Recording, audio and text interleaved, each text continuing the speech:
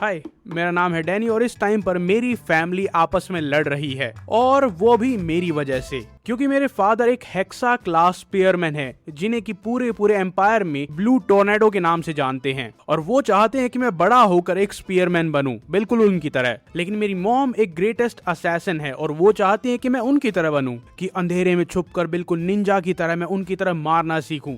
लेकिन मेरी दोनों बहनें क्यों लड़ रही हैं? क्योंकि उन दोनों के भी अलग प्रोफेशन है और वो भी चाहती हैं कि मैं उनके वाला प्रोफेशन चूज करूं। सबसे पहले आती है मेरी बड़ी बहन एराबेला, जो कि एक मैजिक प्रोडिजी है, जो आज तक किसी ने नहीं किया वो इसने किया है। ये सिर्फ 12 साल की उम्र में पूरी अकेडमी में टॉप कर रही है और वो एक थर्ड सर्कल मेज बन चुकी है सिर्फ और सिर्फ 12 साल की उम्र में। और वो चाहती है कि मैं भी उसकी तरह मेज बनूं ताकि वो एक प्राउड बिग सिस्टर बन सके।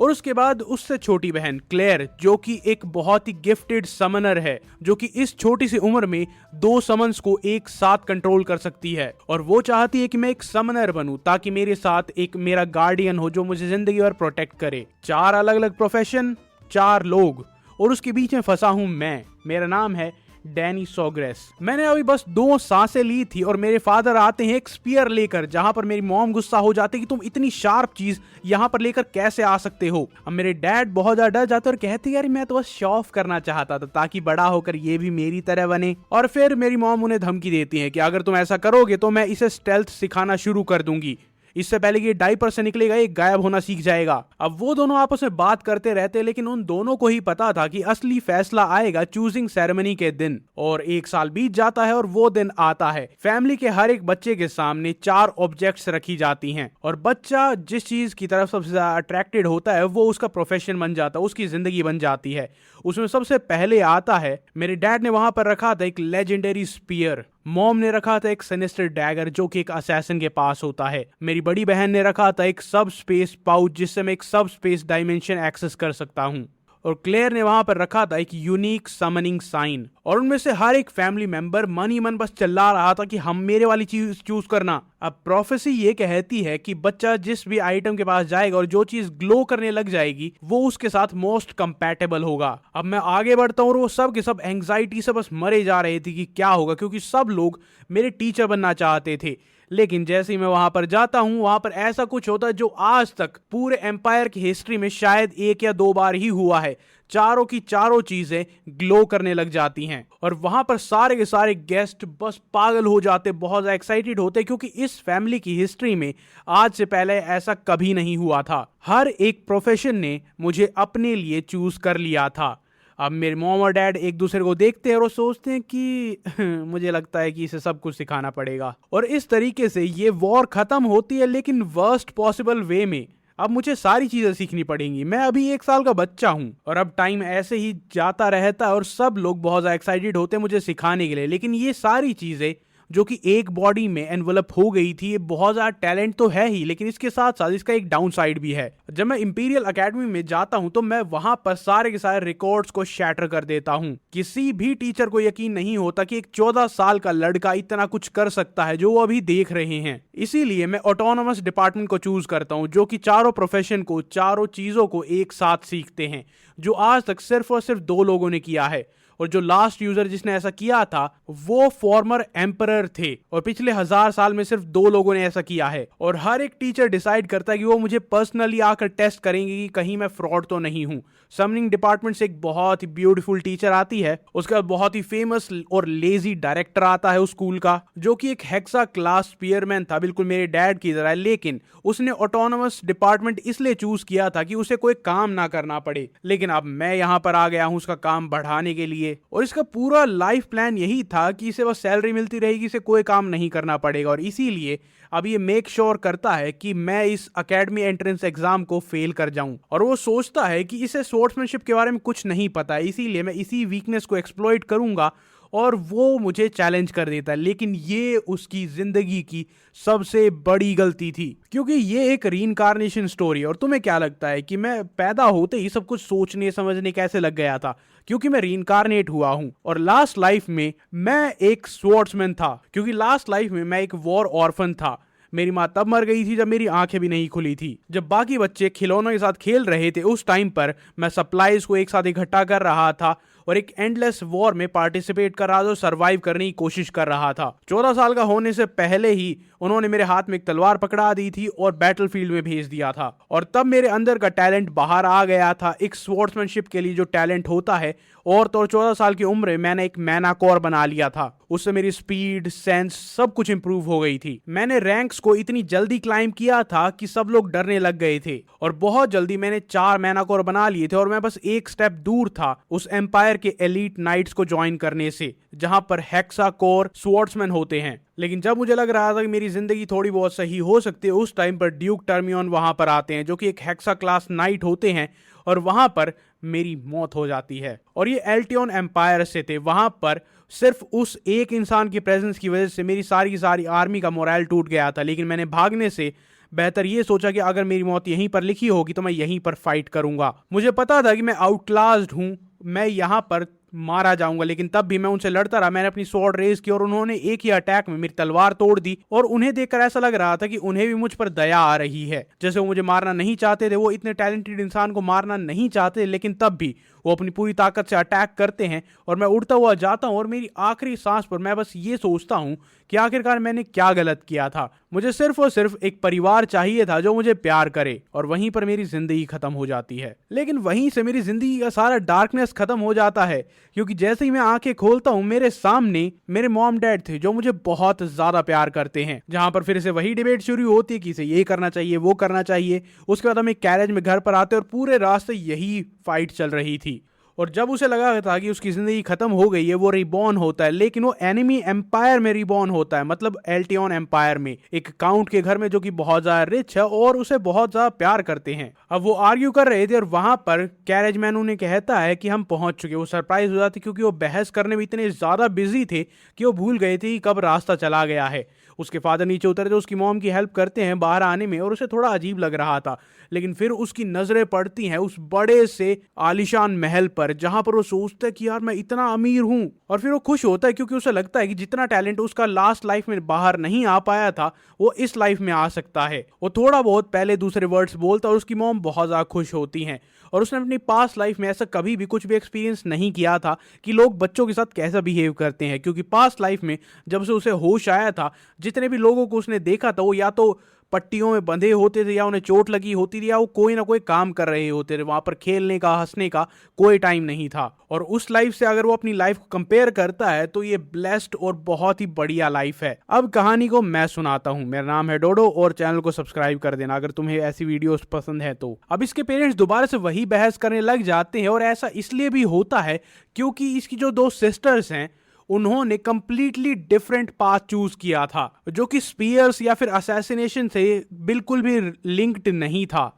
उसके बाद हमें दिखाया जाता है कि इसकी दोनों बहनें इसके साथ इतना ज्यादा खेल रही होती हैं कि इसके गाल दर्द करने लग जाते हैं। एराबेला और क्लेयर दोनों ही अपने अपने रास्ते पर इसे ले जाने की कोशिश करते हैं कि मैं अकेले पढ़ते पढ़ते थक चुकी हूँ, अगर मेरा छोटा भाई मेरे साथ होगा तो बहुत मजे आएंगे। और एराबेला क्लेयर को कहते हैं कि इसे टच करके देखो, ये बहुत ज्यादा सॉफ्ट है। और उस टाइम पर डेन भी बहुत ज्यादा क्यूट लग रहा था, लेकिन वो उसे टच इसलिए नहीं कर रही थी क्योंकि पहले वो सबसे छोटी होती थी, सब लोग उसे प्यार करते हैं, लेकिन अब ये आ गया है तो सब लोग इसे प्यार करते हैं। क्लेयर उसे टच करती और कहती कि अरे हाँ ये तो सच में बहुत ज्यादा सॉफ्ट है। और उसके बाद कहती कि जब तुम बड़े हो जाओगे तो मैं तुम्हें समनिंग के बारे में सब कुछ सिखाऊंगी। वो अपनी फैमिली फोटोग्राफ की तरफ देखता और सोचता है कि ये एक परफेक्ट लाइफ है, क्या मुझे रिवेंज के लिए जाना भी चाहिए? क्योंकि जिसने मुझे पिछली लाइफ में हराया था उसने फेयर एंड स्क्वायर हराया था, और आखिरकार वो एक बैटल फील्ड थी। लोग क्या ही एक्सपेक्ट कर सकते हैं। और लेकिन अब मेरे पास वो है जो मैं हमेशा से चाहता था, एक फैमिली जो मुझे प्यार करती है।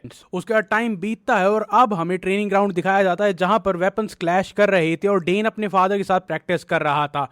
अब डेन यहाँ पर 7 साल का हो चुका है। उसके फादर बहुत ज्यादा प्राउड होते हैं कि उसने वो टेक्निक इतनी जल्दी सीख ली है जो उन्होंने सिखाई थी। उसके फादर बहुत ज्यादा प्राउड होते, वो आपस में थोड़ी बहुत बात कर रहे होते जब वहां पर एक सर्वेंट आता और उसके हाथ में एक स्पीयर था। डेन इसे देखकर सरप्राइज हो जाता और उसके फादर इस चीज के लिए बहुत लंबे टाइम से वेट कर रहे थे। उसे कहते हैं कि मैं ये तुम्हें तुम्हारे बर्थडे पर देने वाला था, लेकिन मैं ये तुम्हें पहले देना चाहता था, इससे पहले कि तुम्हारी माँ तुम्हें गिफ्ट दे। वो बताते कि इस स्पीयर को बनाने में 2 साल लगे हैं और इसे एक स्पेशली बहुत ही फेमस क्राफ्टर ने बनाया है। और वो डेन को अर्ली 7th बर्थडे विश करते हैं और डेन के हाथ में जो भी स्टिक या जो भी वेपन होता है उसे छोड़ता और इस नए स्पीयर को पकड़ता है। और इससे पता चल रहा था कि ये कितने कमाल का स्पीयर हो, इसे एक सच में मास्टर क्राफ्टमैन ने बनाया है। और तो और डेन को ये पकड़ने में बहुत ज्यादा लाइट लग रहा था। उसके फादर उससे पूछते हैं क्या तुम्हें पसंद आया, और वो कहता है कि बहुत ज्यादा पसंद आया। उसे वो इतना ज्यादा पसंद आता है कि वो वहीं पर उसे यूज करना शुरू कर देता है। और उसके बाद उसके फादर उससे एक सवाल पूछते हैं, क्या तुम्हें पता है कि स्वॉर्ड और स्पीयर में क्या डिफरेंस होता है। डेन जवाब देता है कि स्पेयर की लेंथ की वजह से हम दुश्मनों को दूर रख सकते हैं और इसकी टिप की वजह से एक बहुत ही ज्यादा पियर्सिंग पावर मिलती है जिससे हम अटैक कर सकते हैं। उसके फादर अग्री करते हैं, लेकिन उसके साथ साथ ये भी कहते हैं कि स्पीयर को यूज करना स्वॉर्ड से कहीं ज्यादा मुश्किल हो सकता है, क्योंकि स्पीयर को ढंग से काम करने के लिए एक डिस्टेंस की जरूरत होती है। लेकिन उसके बाद वो डेन को कहते हैं कि तुम्हें ज्यादा चिंता करने की जरूरत नहीं है, क्योंकि हर वेपन की अपनी खासियत होती है और अपनी खुद की एक वीकनेस होती है। यहाँ तक कि तलवार भी, जिन्हें एक परफेक्ट वेपन कहा जाता है, वो भी सर्टेन सिचुएशन में फेल हो सकती हैं। ये सुनकर डेन जवाब देता है कि मैं इस बात को जरूर याद रखूंगा। और उसके बाद उसके फादर शो ऑफ करने लग जाते हैं और अपना एक मूव दिखाते हैं, और वो पहली बार अपनी असली ताकत का यूज करते हैं। और डेन ने इससे पहले ये कभी एक्सपीरियंस नहीं किया था। उनके पास जो मैना इरप्ट हो रहा था वो क्रशिंग था। उसके बाद स्पीयर से एक अटैक करते हैं। स्पीयर की टिप पर सारा का सारा मैना एक्यूमुलेट होता है और वहां पर डिस्टॉर्शन होने लग जाता है। और वो एक्सप्लेन करते हैं कि ऐसा इसलिए हुआ था क्योंकि उन्होंने सारा का सारा मैना रिलीज किया था स्पीयर के थ्रू उसकी टिप पर। वो इस फिनोमेना को एक्सप्लेन करते हैं और वो कहता है कि हाँ, मेरी बड़ी बहन ने इस बारे में बताया था। और उसके फादर बताते हैं कि जैसे जैसे तुम्हारा मैना कोर डेवलप होता है, तुम और मैना कोर डेवलप करते हो, तो तुम्हारी लिमिट, तुम्हारी पावर और ज्यादा बढ़ती रहती है। वो अपनी पास्ट लाइफ के बारे में सोचता है जब उसके पास क्वाड्रुपल कोर्स थे, और ये सारी की सारी नॉलेज उसकी पास्ट लाइफ से है, ना कि इस लाइफ में उसने जो सीखा है। उसके फादर ये सुनकर बहुत ज्यादा खुश होते हैं कि उनका बेटा इतनी अच्छी तरीके से पढ़ रहा है और उसे इतना कुछ पता है, और बताते हैं कि मेरे पास 6 मैना कोर्स हैं। डैन बाहर से तो बहुत ज्यादा सरप्राइज शो करता है, लेकिन अंदर ही अंदर उसे पता था कि अगर पास्ट लाइफ में मैं नहीं मरता तो मैं भी 6 कोर्स तक पहुंच सकता था। उसके बाद उसके फादर कहते हैं कि क्यों ना तुम नए स्पीयर को ट्राई करो। डेन पहले तो बहुत ज्यादा हेजिटेट करता है, लेकिन उसके बाद उसके फादर कहते हैं कि अपने दिमाग को क्लियर रखो और जो मैंने सिखाया था बस वही करो। डेन अपने स्पीयर की तरफ देखता और सोचता कि पास्ट लाइफ में उसने कभी भी स्पीयर्स की तरफ नहीं देखा था, वो बस उसे सेकेंडरी वेपन की तरह रखता था, एक बैकअप वेपन की तरह। लेकिन अब जब वो इस नई जिंदगी में आया तो नई चीजें ट्राई करने के लिए तैयार है। डेन अपनी आंखें बंद करता और कंसंट्रेट करने लग जाता। उसके फादर उसे देखकर बहुत ज्यादा प्राउड फील कर रहे थे कि उसका स्टांस कितना ज्यादा परफेक्ट है। उन्हें खुद ये टेक्निक परफेक्ट करने में 7 साल लगे थे। उन्हें पता था कि डेन ये नहीं कर पाएगा, लेकिन जैसे ही डेन उस टेक्निक को परफॉर्म करता है, रियलिटी शिफ्ट होने लग जाती है। जैसा उसके फादर ने किया था वो बिल्कुल वैसा ही करता है और अपने फादर की एक्सपेक्टेशंस को तोड़ देता है, उन्हें सरपास कर देता है। उन्हें कभी नहीं लगा था कि उनका बेटा ये मिरेकल कर सकता है। वो बहुत ज्यादा शॉक थे और उससे पूछते कि तुम इतना कुछ कैसे कर सकते हो। और जैसे ही डेन वो टेक्निक खत्म करता, उसके फादर हंसते हुए प्राउड फील करते उसके पास जाते और कहते कि तुमने ये कैसे किया। और वो कहता कि मैंने मैना को एक पॉइंट पर फोकस किया था, उसके बाद उसे स्पीयर से चैनल किया और जब वो उसकी टिप पर पहुंच गया था तो मैंने मैना फ्लो को कट कर दिया था। उसके फादर पूछते क्या तुमने एक मैना कोर डेवलप कर लिया है। और वो कहता है कि हाँ, मैं मैना कोर के ऊपर एक बुक पढ़ रहा था, मैंने उसे ट्राई किया और वो हो गया। और ऑब्वियसली हर चीज की तरह ये भी झूठ था, क्योंकि वो मैना ब्रीदिंग प्रैक्टिस कर रहा था उस टाइम पर उसने एक मैना कोर फॉर्म किया था। उसके फादर वहां पर घुटने पर बैठते और उसे कहते कि मैं तुम्हें बता नहीं सकता कि मैं कितना ज्यादा प्राउड फील कर रहा हूं, तुम एक दिन एक बहुत ही ग्रेट वॉरियर बनोगे। डेन बस एक हल्की सी स्माइल देता और वो मनी मन सोच रहा था कि अभी तो आपको पता नहीं है कि मैंने क्या क्या सरप्राइज छुपा कर रखे हैं। और उसके फादर मनी मन सोच रहे थे क्या ये सच में एक लैंसर, असैसिन, समनर, मेज सब के सब एक साथ बनेगा। और उसी शाम को उसके 7th बर्थडे की पार्टी थ्रो की जाती है, जहां पर हर तरफ बहुत सारा खाना था, गेस्ट थे, नोबल्स आए हुए थे, म्यूजिक चल रहा था, वहां पर पूरा सेलिब्रेशन का माहौल था। उसके बाद वहां पर हमें बोल्ट भी दिखाया जाता है। ये वही इंसान है जिसने पास्ट लाइफ में डेन को मारा था। अब जैसे ही डेन के फादर वहां पर जाते हैं, वो उसे बहुत ही प्रॉपरली एड्रेस करते हैं ड्यूक थर्मियन कहकर, लेकिन वो कहते हैं कि अरे मुझे मेरे नाम से बुलाओ। और वहां पर डेन के फादर कहते हैं कि हमारे पास अभी भी लोग हैं तो हमें अपीयरेंस मेंटेन करनी है। और वो कहते हैं तुम्हें जो करना है वो करो। अब ड्यूक थर्मियन इस पूरे एम्पायर के सबसे इन्फ्लुएंशियल हाउस में से हैं, वो सबसे पावरफुल हाउस को कंट्रोल करते हैं। और ड्यूक थर्मियन पूछते कि तुम्हारा बेटा कहां पर है। और वो कहता है कि वो वहां पर उसे बुलाते हैं और कहते हैं कि ड्यूक थर्मियन को ढंग से ग्रीट करो। और जैसे ही उसका नाम सुनता है उसे पास्ट लाइफ की मेमोरीज याद आती हैं। और जब हमारा हीरो उनसे मिलता है, ग्रीट करता है और कहता है उनसे मिलकर बहुत अच्छा लगा, वो बहुत ही फॉर्मली उन्हें ग्रीट करता है। वो हंसते हैं और उसके मैनर्स को देखकर बहुत ज्यादा इंप्रेस होते हैं और कहते हैं क्या तुम भी स्पीयर को सीख रहे हो। और ड्यूक थर्मियन के पीछे से एक लड़की आती जिसे देखकर डेन बिल्कुल शॉक्ड रह जाता है, क्योंकि वो बहुत ज्यादा खूबसूरत थी उसके हिसाब से। वो आती है और फॉर्मली काउंट सेग्रेस को, मतलब डेन के फादर को, ग्रीट करती है और वो बताती है कि वो लाइला थर्मियन है, यंगेस्ट डॉटर ऑफ हाउस थर्मियन। उसके बाद वहां पर नाच गाना चल रहा था और वो दोनों आपस में बात करते हैं, जहां पर काउंट सोग्रेस उसे पूछते हैं कि तुम्हारी वाइफ ठीक है, और काउंट थर्मियन कहते हैं कि नहीं, उसकी तबीयत और ज्यादा खराब हो गई है, मैंने सारे इलाज ढूंढ कर देख लिए हैं और अभी तक कुछ भी काम नहीं कर रहा है। डेन के फादर कहते हैं कि मैं उम्मीद करता हूं कि ये टेम्परेरी और वो जल्दी से ठीक हो जाएं, लेकिन ड्यूक थर्मियन कहते हैं कि अगर मैं पार्टी से अचानक गायब हो जाऊं तो तुम्हें पता होगा कि मैं कहां गया हूं। अब ड्यूक थर्मियन कहते हैं कि आज तुम्हारे बेटे का बर्थडे है, वो बहुत ज्यादा शार्प है, मुझे उससे और बात करनी थी लेकिन वो गायब हो गया है। उसके बाद नोटिस करते हैं कि लेला थर्मियन वो भी गायब हो गई है। उन्हें ढूंढना बहुत ज्यादा मुश्किल नहीं था, वो दोनों ही बाहर गार्डन में आपस में बात कर रहे थे। अब वो क्या बात कर रहे थे वो भगवान जाने, लेकिन हमें पता है क्योंकि वहां पर लैला कहती कि मुझे ऐसी पार्टीज में आना बिल्कुल भी पसंद नहीं है, लेकिन मैं बहुत ज्यादा खुश हूं कि आज मैं यहाँ पर आई, क्योंकि मैंने सुना था कि तुम हैंडसम हो, लेकिन मूनलाइट के अंदर तुम और ज्यादा हैंडसम लगते हो। डेन कहता है कि मैं बहुत ज्यादा खुश हूं कि तुम्हें यहाँ पर आकर अच्छा लगा, और लैला कहती है कि कैपिटल से बिल्कुल ऑपोजिट यहाँ पर सब कुछ शांत है और बहुत ज्यादा नॉर्मल है, इसीलिए मुझे तुमसे थोड़ी थोड़ी जेलसी भी हो रही है, क्योंकि मेरे घर में वहाँ कैपिटल में कुछ ना कुछ चलता ही रहता था, कुछ ना कुछ केओटिक, कुछ ना कुछ मुसीबत, कोई ना कोई नोबल हर रोज आ जाता था बिजनेस ऑफर लेकर, यहाँ तक कि इंपीरियल फैमिली भी वहां पर आती थी और मुझे हर बार उन नोबल्स के सामने अच्छे से ड्रेसअप होकर प्रेजेंट होना पड़ता था, उन्हें ग्रीट करना पड़ता था, उनसे फॉर्मली बात करनी पड़ती थी और बोरिंग पार्टीज का हिस्सा बनना पड़ता था। और मुझे बस एक चीज चाहिए थी कि मुझे नॉर्मल कपड़े पहना दो और उसके बाद पूरा दिन अपनी स्वॉर्ड के साथ ट्रेन करूं। और डेन ये सुनकर हैरान था कि इतनी प्यारी सी लड़की मैजिक की बजाय स्वॉर्ड के साथ ट्रेन करती है, और वो कहता है कि मुझे भी मेरी टेरिटरी बहुत ज्यादा पसंद है, यहाँ पर सब कुछ शांत है और ज्यादा कुछ नहीं होता है, एटलीस्ट मुझे तो नहीं पता चलता, और इससे मुझे काफी टाइम मिल जाता है स्पीयर के साथ ट्रेन करने के लिए। लाइला पहले तो बहुत ज्यादा शॉक्ड होती कि तुम स्पीयर से ट्रेन करते हो, लेकिन उसके बाद उसे याद आता है कि डेन के फादर को किस नाम से बुलाते हैं, ब्लू टोर्नेडो के नाम से। उसके बाद सारी चीजें क्लिक होने लग जाती हैं। वो सोचते हैं कि अगर तुम इतना ट्रेन करते हो तो तुम्हें भी अकेडमी में जाना होगा, वही अज्यूम करती है, लेकिन डेन कहता है कि मैं इसलिए ट्रेन नहीं करता हूँ, मुझे पूरा यकीन है कि मैं एक्सेप्ट तो हो ही जाऊंगा, मैं अकेडमी में चला जाऊंगा, लेकिन मुझे वहां पर जाकर और ज्यादा स्ट्रांग बनना है, इसलिए मैं ट्रेन करता हूँ। और ये सुनकर लाइला बहुत ज्यादा शॉक्ड हो जाती है, क्योंकि उसके लिए अकेडमी में एंटर करना बहुत ज्यादा मुश्किल था और उसके लिए ऑब्वियस चीज थी कि तुम ट्रेन इसलिए कर रहे हो कि तुम्हें अकेडमी में जाना है, लेकिन डेन सबसे अलग था और लाइला को उसके कॉन्फिडेंस पर यकीन नहीं हो रहा था, इसलिए पूछती है कि अगर तुम फेल हो गए तो तुम क्या करोगे। और डेन कहता है कि तो मैं अपसेट तो बिल्कुल नहीं होने वाला, मैं दोबारा ट्राई करूंगा, और अगर सेकंड टाइम फेल हो गया तो दोबारा ट्राई करूंगा, दोबारा फेल हो गया तो मतलब कंफर्म हो जाएगा कि ये मेरा रास्ता नहीं है। लेकिन इसके बाद वो उससे पूछती है क्या तुम अपनी फैमिली को डिसअपॉइंट कर दोगे, कि तुम्हें ये डर नहीं है। डेन मनी मन सोचता है कि पास्ट लाइफ से अगर कंपेयर करें ये लाइफ जन्नत है, और उसे कहता है कि नहीं, नॉट पर्टिकुलरली, मुझे ऐसा कोई डर नहीं है। और लेला बस उसके बारे में सोचकर बस एनवी ही कर सकती थी कि मेरी फैमिली में फेलियर अनएक्सेप्टेबल है। हालांकि डेन ने अपनी जिंदगी के 7 साल नोबल्स के आसपास बिताए, लेकिन कभी कभी वो शॉक हो जाता है कि नोबल्स कितनी छोटी छोटी चीज को लेकर इतना बवाल क्यों करते हैं। और वो लेला को कहता है कि जहां तक मैंने तुम्हें नोटिस किया है तुम बहुत ज्यादा कामयाब बनोगी। और ये सुनकर लेला बहुत ज्यादा खुश हो जाती है, क्योंकि पहली बार किसी ने उसे एनकरेज किया था। और लेला तभी ऑफर करती है कि मैं तुम्हें अपनी स्वॉर्ड्समैनशिप दिखाती हूँ।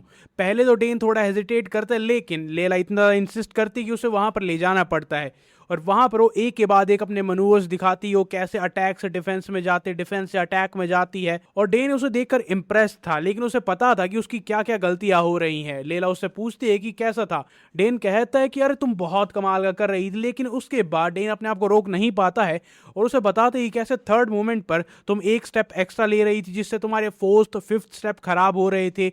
ये सुनकर पहले तो लेला बहुत ज्यादा उदास सी लगती, लेकिन उसके बाद वो खुश हो जाती है, क्योंकि पहली बार किसी ने उसे ढंग से क्रिटिसिज्म दिया था, उसे बताया था कि उसे क्या करना है।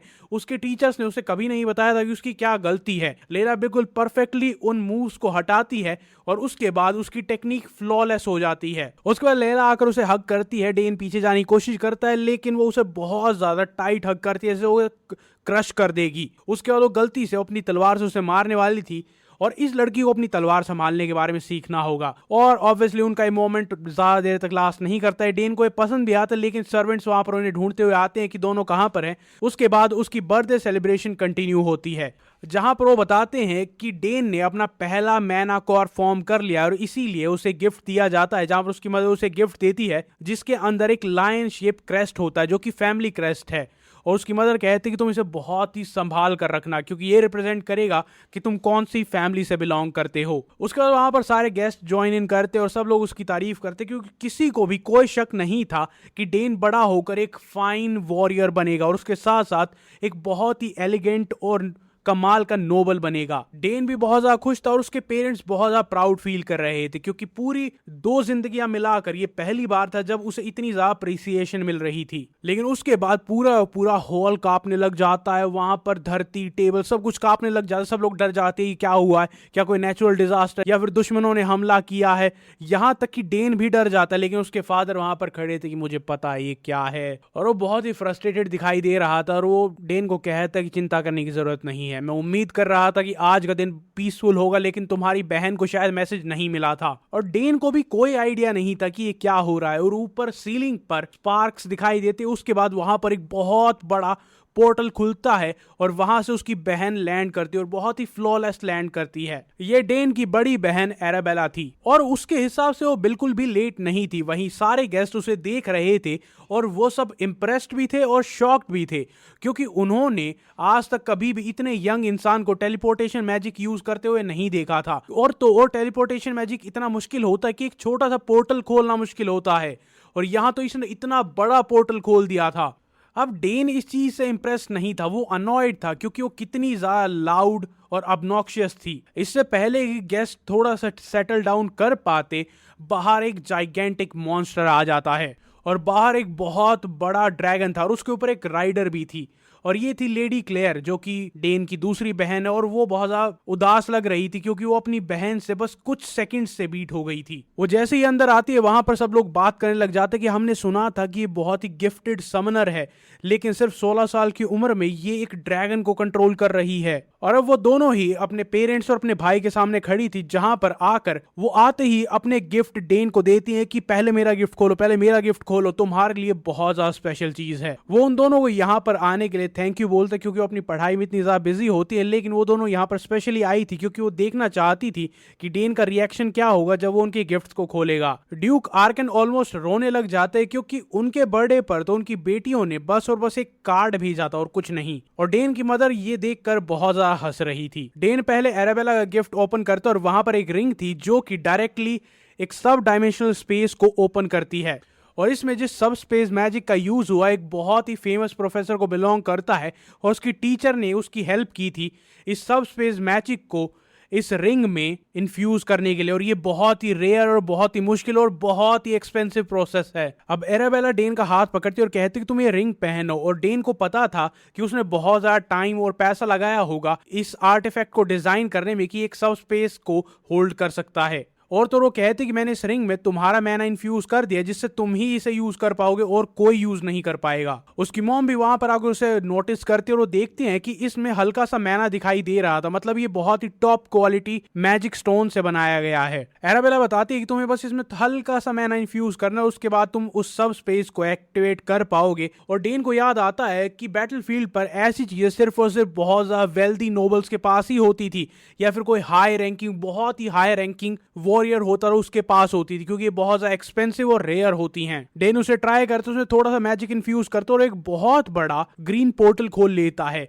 जो देखकर सब लोग हैरान थे। और वो उसने ऐसा किया जैसे बिल्कुल एफर्टलेसली किया हो। सारे गेस्ट, सारे फैमिली मेंबर, सब लोग हैरान थे, क्योंकि एराबेला ने जो अपनी उम्र में किया था, डेन ने उससे बड़ा पोर्टल ओपन किया था और उससे आसानी से किया था। और एराबेला श्योर हो जाती है कि मेरा भाई एक कमाल का मेज बनेगा। उसके बाद बारी आती है क्लेयर की, वो अपना गिफ्ट देती है, उसे खोल कर देखता है, उसमें एक अंडा था। अब डेन बहुत सा क्यूरियस था, इसलिए उस अंडे को उठा लेती है और क्लेयर की जान निकल जाती है और उसे कहती है कि ये एक फेमिलियर का अंडा है, इसे बहुत ही ध्यान से रखना। और जब वो उसे ये बता रही थी तो सारी फैमिली क्यूरियस थी कि आखिरकार ये है क्या। लेकिन क्लेयर सिर्फ और सिर्फ डेन को बताती है और वो बताती है कि मुझे ये गलती से मिल गया था, मैं किसी और को समन करने की कोशिश कर रही थी, लेकिन तब ये एक फेमिलियल का अंडा यहाँ पर आ गया था। यहाँ तक कि क्लेयर को भी कोई आइडिया नहीं था कि इसमें से क्या निकलेगा, लेकिन इस दुनिया में हर किसी को पता है कि एक फेमिलियल या फिर एक फेमिलियर का अंडा कितना ज्यादा रेयर होता है। डैन इमेजिन करने लग जाता है कि इसके अंदर से क्या निकलेगा। पहले वो सोचता है कि यार मैंने फेमिलियर के बारे में सुना है, समन अलग होते हैं और फेमिलियर कंप्लीटली डिफरेंट होते हैं। एक बार हैच करने के बाद फेमिलियर इस दुनिया में परमानेंटली रह सकता है, जबकि समन को बार बार बुलाना पड़ता है। क्लेयर उसे कहती है कि तुम इसको सीक्रेट रखना और हर रोज सुबह और शाम को 2 बार अपना मैना इसमें इन्फ्यूज करना, ताकि जो वो बड़ा हो, जो वो हैच हो, तो वो तुम्हें पहचान ले। लेकिन उसकी बड़ी बहन फ्रस्ट्रेट हो जाती कि ये खुशफुसा क्या रहे हो, लेकिन उसकी मदर बहुत ज्यादा खुश थी कि उस घर के सबसे छोटे बेटे को इतना कुछ मिल रहा है। लेकिन उसके बाद ड्यूक आर्कन उन्हें खास कर बताते कि तुमने ये कहा था कि तुम यहाँ पर आना मैनेज नहीं कर पाओगी, तुम यहाँ पर लास्ट सेकंड पर आए हो, सारे गेस्ट को डिस्टर्ब कर दिया और तुमने यहाँ पर आने के बाद अपने पेरेंट्स को ग्रीट भी नहीं किया है। और तब उन दोनों को रियलाइज होता है कि अरे हाँ, इन दोनों से बात करना तो भूल ही गए थे। उसके बाद वो फॉर्मली अपने पेरेंट्स को ग्रीट करती और कहती कि हम भूल गए थे। और ड्यूक आर्कन इन चीजों को लेकर बहुत ज्यादा सॉफ्ट थे। वो आते हैं, उन तीनों को हग करते हैं और वहां पर एक हैप्पी फैमिली दिखाई दे रही थी। वो बहुत ज्यादा खुश थे, एटलीस्ट तुम यहाँ पर आ तो पाई। उसके बाद वो सब वहां पर हंस रहे होते हैं तो लायला उन्हें देखती है और वो बस जेलस ही फील कर सकती थी, क्योंकि वो डेन की फैमिली को अपनी फैमिली से कंपेयर करती है और उससे लगता है कि यार हमारी फैमिली कितनी ज्यादा अलग है। डेन ये चीज नोटिस कर लेता है कि इतनी लोगों की भीड़ में भी वो अकेला महसूस कर रही थी। ड्यूक थर्मियन उस रात वहीं पर रुक जाते हैं और उसके बाद जब वो गार्डन में घूम रहे थे तो एराबेला के बारे में सोच रहे थे कि वो गिफ्टेड मेज अपनी अकेडमी में बेस्ट है और वो परफेक्ट ब्राइड रहेगी उनके बेटे के लिए, जो कि अकेडमी में बेस्ट स्वॉर्ड्समैन है, क्योंकि दोनों ही हाउस बहुत ज्यादा इन्फ्लुएंशियल है और पूरे पूरे कॉन्टिनेंट में फर्स्ट और सेकंड पर रैंक करते हैं। अगर ये दोनों हाउस आपस में रिश्ते से जुड़ जाते हैं तो उसके बाद इंपीरियल फैमिली भी उनके खिलाफ जाने की हिम्मत नहीं करेगी। और वो यही मैरिज प्रपोजल अब सोचते हैं कि मैं ये पिच करूंगा। उसके बाद ड्यूक थर्मियन को एक आवाज आती है, कोई तो ट्रेनिंग ग्राउंड में अभी सुबह सुबह प्रैक्टिस कर रहा होता है और उनकी क्यूरियोसिटी टेक ओवर करती है और वो वहां पर जाकर देखते हैं और वहां पर डेन प्रैक्टिस कर रहा होता है और वो बहुत ही कमाल के मूव्स कर रहा होता है, एक के बाद एक मनूवर्स करता है और उन्हें देखकर लगता है कि एक बच्चा इतना टैलेंटेड कैसे हो सकता है। अपने फादर के साथ ट्रेन करने के बाद वो बहुत सालों तक बहुत ही डेडली बन गया था। उसके बाद वो अपनी स्पीड को बढ़ाता है और उसके हाथ बिल्कुल ब्लर हो जाते हैं, पता ही नहीं चलता वो कहां से कहां पर अटैक कर रहा है। और ड्यूक थर्मियन की क्यूरियोसिटी उन पर टेक ओवर करती है और वो उसे देखने लग जाते हैं। वो सोचते हैं कि ये इतना यंग होने के बाद भी अपने आप को इतना पुश कैसे कर पा रहा है, ये बहुत ज्यादा हार्ड वर्किंग है। ड्यूक थर्मियन खुद एक सीजन्ड वॉरियर थे, इसीलिए वो देखकर बता सकते थे कि इसकी टेक्निक इसकी उम्र के हिसाब से बहुत ज्यादा एडवांस है। यहां तक कि उसके सिंपलेस्ट अटैक भी बहुत ज्यादा खतरनाक थे। सब कुछ इतना परफेक्टली किया जा रहा था कि वेटरन स्पीयर्समैन भी इससे सीख सकते हैं। और जब डेन अपने सेट को खत्म करता है तो वो थोड़ा सा हाफ रहा था और ड्यूक थर्मियन ये देखकर बहुत ही ज्यादा इंप्रेस्ड थे। उन्होंने बहुत लंबे टाइम से डेन के बारे में सुना था, लेकिन हर बार वो इसकी अचीवमेंट्स को बस ऐसे ही रूमर्स कह कर अनदेखा कर देते थे। लेकिन अब जब उन्होंने अपनी आंखों से उसे देखा है तो उन्हें यकीन हो गया था कि जितनी भी बातें उन्होंने सुनी थी वो सब की सब सच थी। एक शॉर्ट ब्रेक के साथ डेन दोबारा से प्रैक्टिस करने लग जाता और इस टाइम पर वो अपनी मूवमेंट और स्टांस पर ध्यान देता है। और ड्यूक थर्मियन जो कि उसे देख रहे थे, वो खुद एक सीजन्ड स्वॉर्ड्समैन है, तो वो देखकर सोच रहे थे कि यार इसका पोस्चर बहुत ज्यादा एक स्वॉर्ड्समैन की तरह लग रहा है। ड्यूक सोचते हैं कि क्या डेन ने पहले ही एडवांस स्वॉर्ड्समैनशिप सीख ली है, और तभी वहां पर डैन कहता है कि वहां पर जो भी छुपा हुआ है वो बाहर आ जाए। और ये ड्यूक के लिए कोई बहुत ही प्राउड मोमेंट नहीं था। वो एक सीजन्ड वॉरियर और तब भी वो एक बच्चे पर स्पाई करता हुआ पकड़ा गया था, लेकिन वो अब भी वहीं पर खड़ा होकर सोच रहा था कि यार इसकी मोमेंट्स इतनी ज्यादा फेमिलियर क्यों लग रही हैं, जैसे मैंने इसे पहले कहीं तो देखा है। अब ड्यूक सामने आते और कहते कि मैं माफी चाहता हूं, मैंने तुम्हारी प्राइवेट ट्रेनिंग डिस्टर्ब कर दी, लेकिन मैं तुम्हें अश्योर करता हूं कि मैं यहां पर कुछ भी सस्पिशियस करने के लिए नहीं आया था। और जैसे ही डेन को दिखता है कि उसके सामने कौन खड़ा है वो वहां पर जाता है और उसके मन में ये चल रहा था कि हालांकि मैंने इस शरीर में 7 साल बिता दिए, लेकिन तब भी ये वो इंसान था जिसने मुझे पास्ट लाइफ में मारा था। और अपने एटिकेट्स लेसन को याद करते हुए वो ड्यूक को बहुत ही फॉर्मली ग्रीट करता है, अपना नाम बताता है कि वो कौन है और माफी मांगता है कि मैंने इतने शार्पली बोला। ड्यूक थर्मियन कहते हैं कि मैं बस एक राइजिंग स्टार के मॉर्निंग रूटीन को देखकर काफी इंट्रीग्ड हो गया था, इसीलिए यहाँ पर आया था। ड्यूक थर्मियन कहते हैं कि मुझे माफ करना अगर मैंने तो डिस्टर्ब किया हो, लेकिन उसके साथ साथ डेन भी बहुत ही कॉन्फिडेंस के साथ कहता है कि मैंने आपको माफ किया।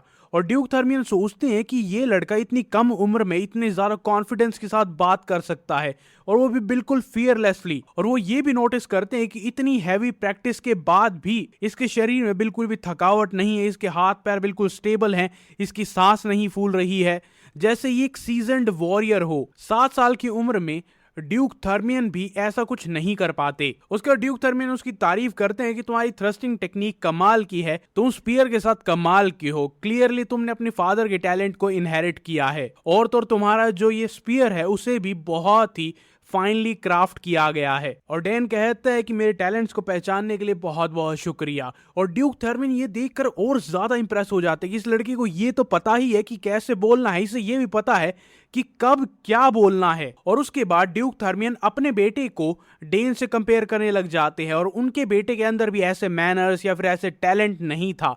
और उसके बाद वो सोचते हैं क्यों ना डेन और लायला की शादी करा दी जाए। अगर ये मैरिज प्रपोजल होगा तो दोनों फैमिलीज और ज्यादा स्ट्रांगली बॉन्ड कर पाएंगी।